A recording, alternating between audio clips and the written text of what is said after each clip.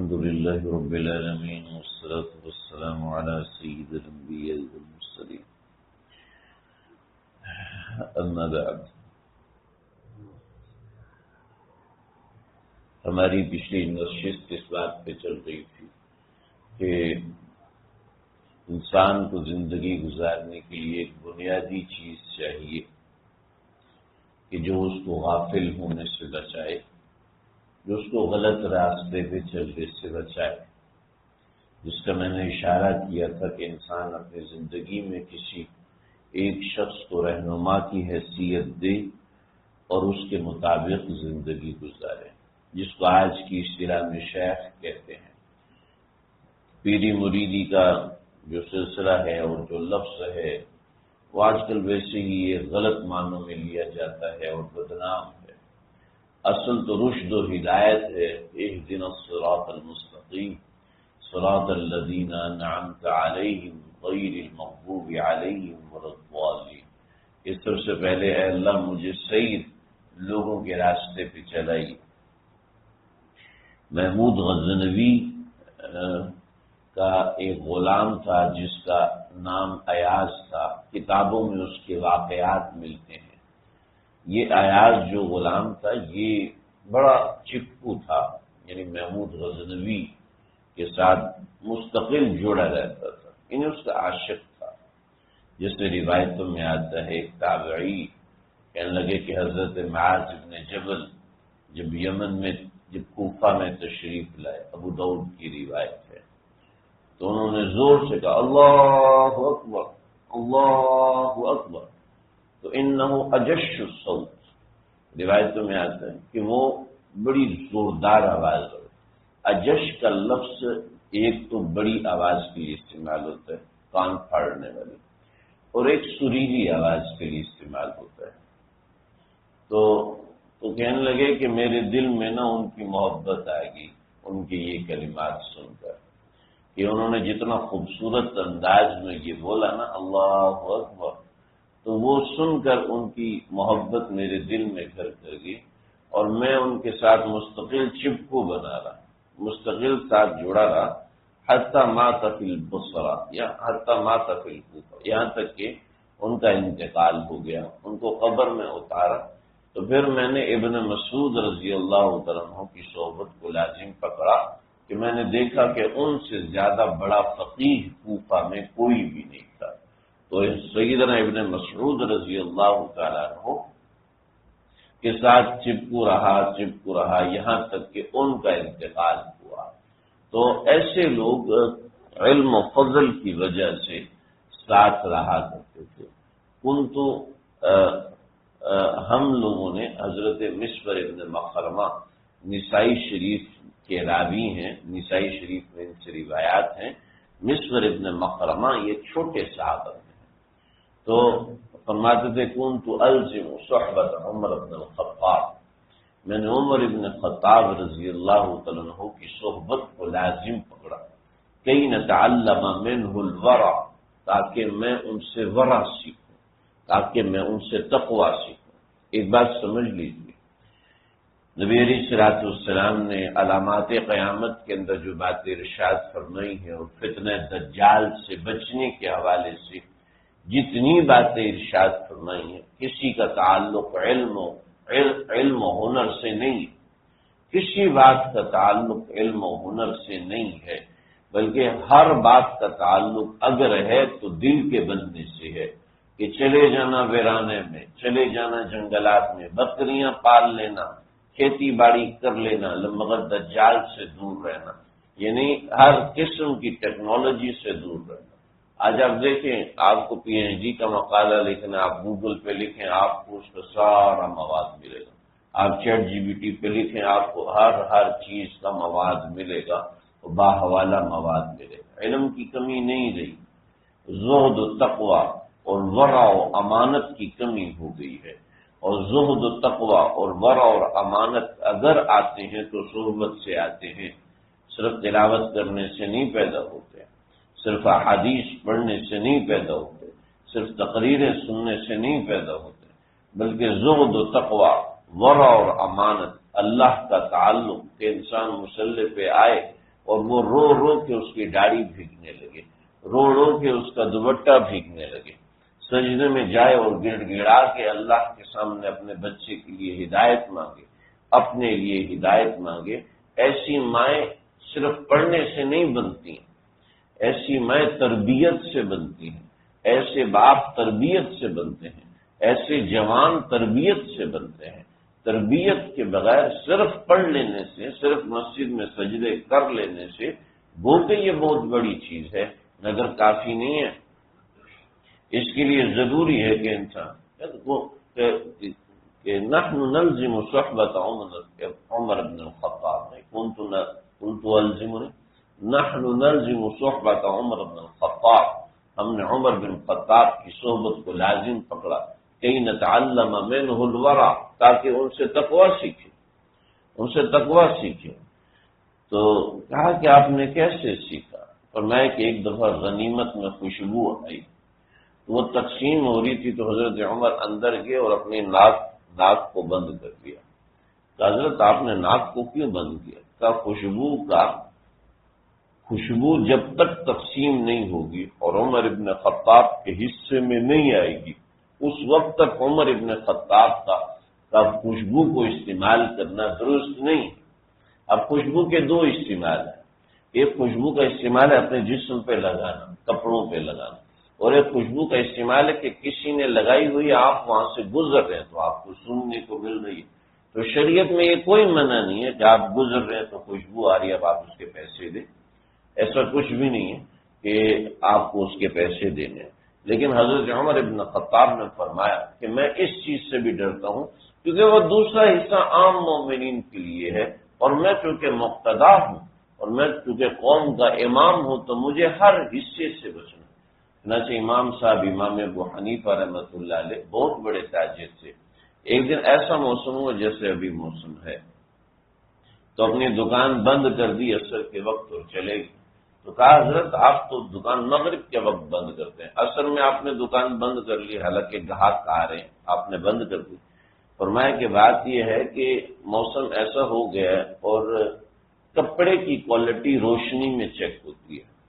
اگر کوئی گاہک آیا اور اس نے کپڑے کی کوالٹی اندھیرے کی وجہ سے چیک نہ ہو سکی تو ظاہری بات ہے میرے لیے اس کا منافع جائز نہیں ہوگا،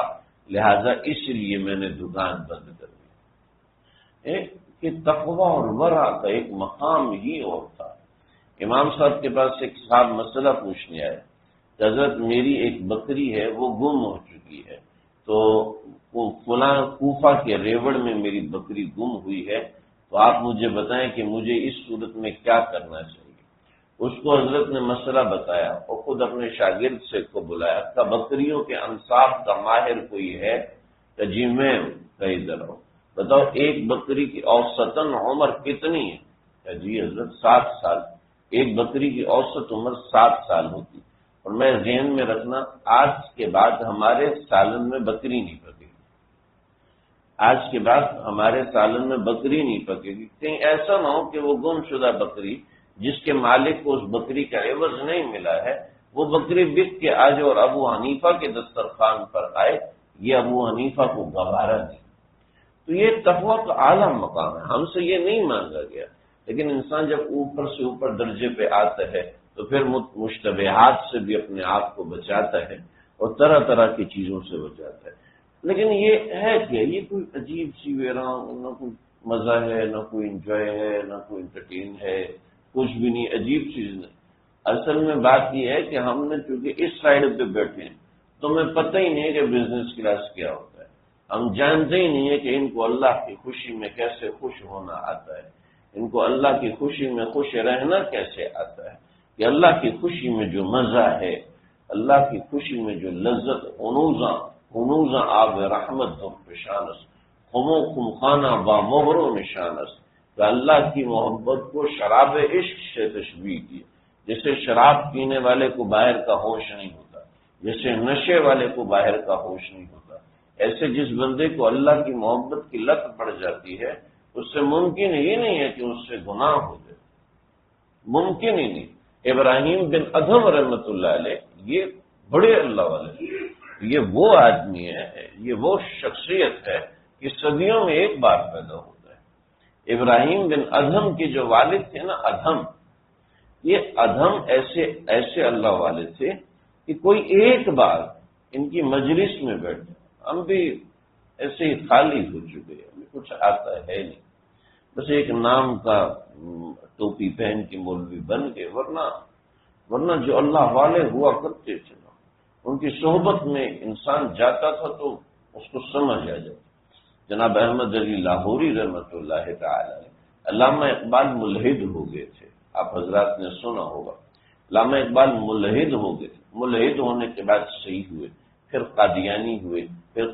یعنی قادیانی تو نہیں، قادیانی نواز ہوئے، پھر قادیانی سے بھی توبہ کی، لیکن نظر پڑی تھی احمد علی لاہوری کی۔ جب احمد علی لاہوری کی مجلس میں گئے، ہم تو تقریر کرتے ہیں،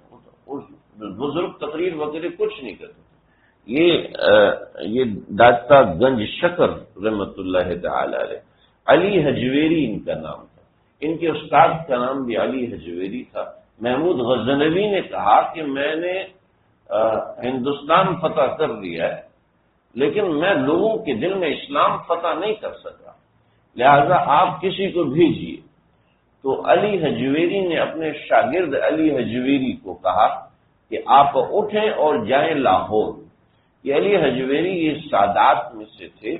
اور ان کو ان کی یعنی شاہی خاندان میں سے، سادات میں سے تھے، اور ان کی عزت ایسی تھی کہ زندگی میں ان کو جب سے ہوش سنبھالا ان کو روٹی مانگنے کی ضرورت پیش نہیں آئی تھی، یعنی ایسے ان کا گھرانہ تھا اور ایسے مالدار اور دولت والے تھے، ان کو کھانا مانگنے کی کبھی ضرورت پیش نہیں آئی۔ تو جب علی حجویری کی خدمت میں آئے تو علی حجویری نے فرمایا کہ جاؤ لاہور چلے جاؤ، تو غزنی سے لاہور چلے جاؤ، اور وہاں جا کے تم نے کیا کرنا ہے؟ تم نے یہ کرنا ہے کہ وہاں جا کے لوگوں سے بھیک مانگنی ہے، وہاں جا کے بھیک مانگنی، جتنے پیسے اکٹھے ہوں گے رات کو لنگر لگاؤ، سب کو روٹی کھلاؤ، لیکن خود نہیں کھانا، تیرے کھانے کا انتظام کہیں اور سے ہوگا۔ چنانچہ علی حجویری کہتے میرے پاؤں تلے زمین نکل گئی، یا اللہ یہ کیا ہو گیا، میں بھوکا کیسے رہوں گا، ایک سفر کوئی اور کیا ہے، بیٹھے ہوں، جاؤ لاہور چلے جاؤ، نہ کچھ سامان، نہ کوئی کپڑے، نہ کوئی کھانا، کچھ بھی جاؤ نا، اور اٹھ کے سیدھا لاہور، ایسا نہیں کہ کوئی دائیں بائیں نکلے، سیدھا لاہور پہنچے ہیں، 3-4 مہینے کی مسافت کاٹی اور پھر یہاں پہنچے۔ بڑے لمبے لمبے واقعات ہم ان کو نہیں سناتے ہوتے، کیونکہ اس میں کرامات کا ذکر ہوتا ہے، بہت سے لوگوں کو الجھن ہوتی ہے کرامات کو کیوں بیان کرتے ہیں، تو اس میں ان کی بڑی کرامات، اور پھر پورا کا پورا لاہور حضرت علی حجویری کے داتا گنج شکر کے ہاتھ پہ مسلمان ہوا ہے۔ جب راجہ مسلمان ہوا اور پھر راجہ کی ساری اولادیں مسلمان ہوئی، کیونکہ راجہ ہی علی حجویری داتا گنج شکر کے خلاف تھے، تو یہ ان کے خلاف ہوئے، اور پھر جب حضرت نے جلوہ دکھایا پھر مسلمان ہوئے، بڑا لمبا واقعہ ہے۔ تو اللہ والوں کی نظر ہی کچھ اور ہوتی ہے، اللہ والوں کی صورت ہی کچھ اور ہوتی ہے، وہ من جانب اللہ جب کسی چیز پہ توجہ دے دیتے ہیں تو پھر کمال ہی ہو جاتا ہے۔ اللہ تعالیٰ ہم سب کو اپنا تعلق ایسا ہی نصیب فرمائے، ایسا ہی نصیب فرمائے۔ بات کرتے کرتے میں آگے نکل گیا، جو بنیادی بات بتانی تھی۔ محمود غزنوی کا یہ غلام تھا ایاز، یہ ایاز بادشاہ کے ساتھ ہر وقت ایسے چپک چپک کے رہتا، تو لوگوں اور بادشاہ بھی ان سے بڑی محبت کرتے تھے۔ بادشاہ سے کسی نے کہا کہ آپ اس سے بڑی محبت کرتے ہیں، حالانکہ یہ آپ کا غلام ہے، اور دوسری طرف ہم وزرائے ملت ہیں، اور ہم ایسے ہیں ویسے ہیں، اور ہمارے یہ کارنامے، ہم سلطنت کو سنبھالتے ہیں اور ہم اس میں آپ کے ممد اور معاون ہیں، مگر آپ پسند کرتے ہیں تو اس ایاز کو پسند کرتے ہیں، کیا وجہ ہے اس کی؟ تو محمود غزنوی نے کہا چلو ہم ٹیسٹ لیتے ہیں، امتحان لیتے ہیں۔ مثنوی مولانا روم میں واقعہ لکھا ہے، ہم امتحان لیتے ہیں، تو درمیان میں ایک موتی منگوایا، اور بڑا قیمتی موتی منگوایا، اور کہا پہلے وزیر کو بلایا کہ آپ اس کو توڑیں گے؟ تو وزیر نے کہا ہے آپ کیسی بات کریں، یہ ہیرا یہ موتی اتنا مہنگا ہے، اس کو توڑ دینے سے سارا خزانہ خراب ہو جائے گا، آپ نہ کریں، اس کو نہ توڑوائیں۔ بادشاہ نے کہا شاباش، کتنا سمجھدار آدمی، کتنا اچھا آدمی، اس کو انعام دیا۔ پھر دوسرے کو بلایا، پھر تیسرے، سب نے منع کیا۔ 65 وزیر تھے محمود غزنوی کے، 65 علاقوں میں سے تھے، تو سب نے منع کیا۔ جب سب نے منع کیا تو آخر میں ایاز کو کہا ایاز اس موتی کو توڑ دو، تو ایاز نے پتھر اٹھایا اور موتی پہ مارا اور موتی کو چکنا چور کر دیا۔ سارے جو وزراء تھے کہنے لگے آج ایاز نہیں بچتا، اتنا بڑا مہنگا موتی ضائع کر دیا۔ تو محمود غزنوی نے کہا کہ ایاز بتاؤ کہ کیا وجہ ہے، تم نے موتی توڑا ہے، انہوں نے نہیں توڑا۔ کہ بادشاہ سلامت، انہوں نے آپ کا حکم توڑا ہے، اور ان کی نظر میں موتی مہنگا ہے، آپ کا حکم سستا ہے، جبکہ میری نظر میں موتی سستا ہے، آپ کا حکم مہنگا ہے، لہذا میں نے او دیکھا نہ تو اور موتی کو توڑ دیا۔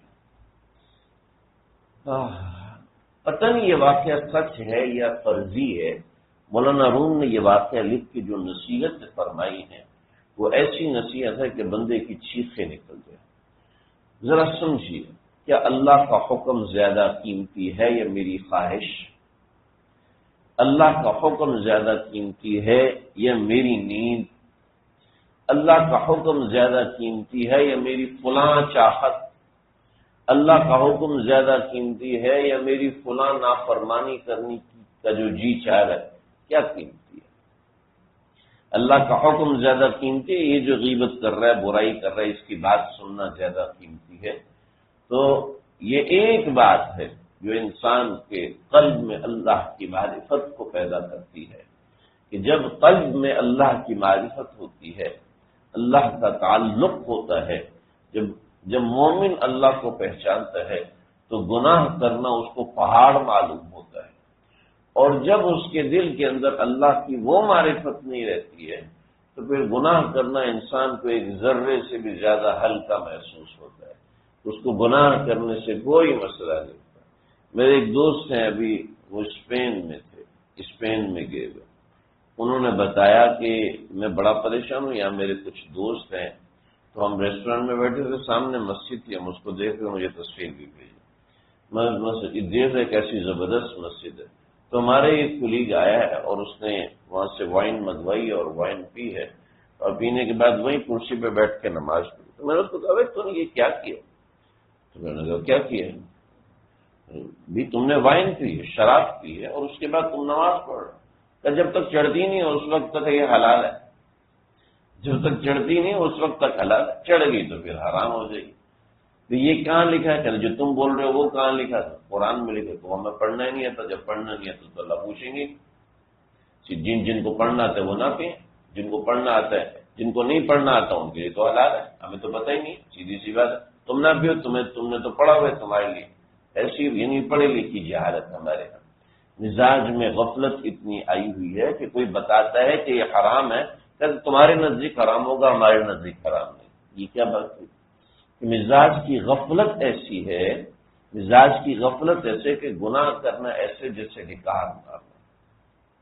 خاص طور پر میڈیا نے ہمارے لیے گناہ کرنے کو اتنا آسان کر دیا کہ تصویریں اور ویڈیو اور عورتیں اور میوزک، اس کو دیکھنا تو گناہ سمجھتے ہی نہیں،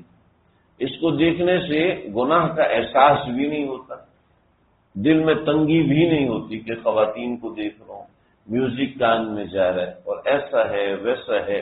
اس کا احساس ہی برقرار نہیں رہتا، اس لیے کہ دل گلستاں تھا تو ہر شے سے ٹپکتی تھی بہار، دل بیاباں ہو گیا عالم بیاباں ہو گیا۔ جب دل میں اللہ سے تعلق ہوتا ہے تو پھر نمازوں میں بھی جوڑ پیدا ہوتا ہے، تلاوت میں بھی جوڑ پیدا ہوتا ہے، اور جب دل میں تعلق نہیں ہوتا نا تو پھر سب کھوکھلا ہونے لگتا ہے۔ جب زمین میں پانی نہیں ہوتا تو کھوکھلا درخت نظر آتا ہے کہ ابھی گر جائے گا، ایسے اللہ سے تعلق کھوکھلا ہونے لگتا ہے آدمی کا جب وہ گناہ کرتا ہے، جب وہ اللہ کو ناراض کرتا ہے۔ حدیث میں آتا ہے کہ کوئی شخص گناہ کرتا ہے اور وہ پہاڑ کی کھو میں،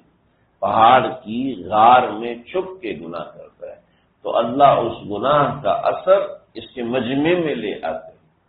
اور جب کوئی شخص پہاڑ کی تہ در تہ اندھیرے میں بیٹھ کے کوئی نیکی کرتا ہے، اللہ اس نیکی کا اثر اس کے مجمع میں لے کر آتے ہیں۔ تو دیکھو جی، گناہ کرنا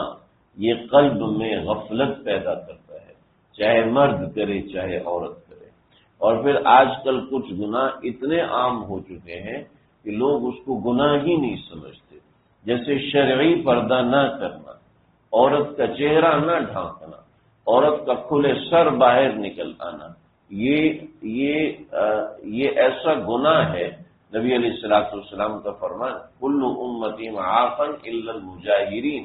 ساری امت کو معاف کر دیں گے لیکن جو سرعام گناہ کرتا ہے نا اس کو معاف نہیں کروں گا۔ یہ بے پردگی سرعام گناہ ہے، بے پردگی سرعام گناہ کسی بھی بہانے سے ہو، یہ بے پردگی سرعام گناہ۔ اسی طریقے سے موبائل کے اوپر غلط چیزیں دیکھنا اور موبائل کے اوپر غلط میوزک سننا اور اس طرح کی چیزیں، یہ سب اس گناہوں کا حصہ ہے جو قلب میں انسان کے غفلت پیدا کرتا ہے اور اللہ سے دوری ہوتی ہے۔ نمازیں پھیکی ہو جاتی ہیں، اذکار پھیکے ہو جاتے ہیں، قرآن کی تلاوت پھیکی ہو جاتی ہے، اللہ سے تعلق بن نہیں پاتا۔ اللہ تعالیٰ مجھے، آپ کو، ہم سب کو گناہوں سے محفوظ فرمائے، اپنا تعلق نصیب فرمائے، اپنے تعلق والی دوستی نصیب فرمائے۔ دوستو، جب اللہ سے دوستی ہو جاتی ہے تو پھر انسان سارے عالم سے مستغنی ہو جاتا ہے، اس کو کوئی پرواہ نہیں رہتی کہ یہ پیسے والا ہے، یہ مال والا ہے، یہ عزت والا ہے، اس کو کوئی پرواہ نہیں رہتی مجھ سے مطالبہ کس چیز کا ہے، اس کو بس ایک پرواہ رہتی ہے، سارا جہاں خلاف ہو پرواہ نہ چاہیے، پیش نظر تو مرضی جانا نہ چاہیے، پھر اس نظر سے دیکھ کر تو کر یہ فیصلہ، کیا کیا تو کرنا چاہیے، کیا کیا نہ چاہیے۔ پھر بندہ یہ دیکھ کے کرتا ہے کہ اللہ مجھ سے، میرا اللہ مجھ سے کیا چاہتا ہے، اس کو سارا عالم اس کے لیے ایک طرف ہو جاتا ہے۔ پھر اللہ اس کو اپنے تعلق کی جو لذتیں اور مزے دیتا ہے وہ ہمیں تصور نہیں ہے کہ وہ اللہ کیا مزے اور کیا لذتیں دیتا ہے۔ انشاءاللہ آگے بات کروں گا کہ صحابہ کرام کو کیا وہ لذتیں ملی تھی کہ کس چیز پر وہ نثار اور قربان تھے۔ اللہ سمجھتے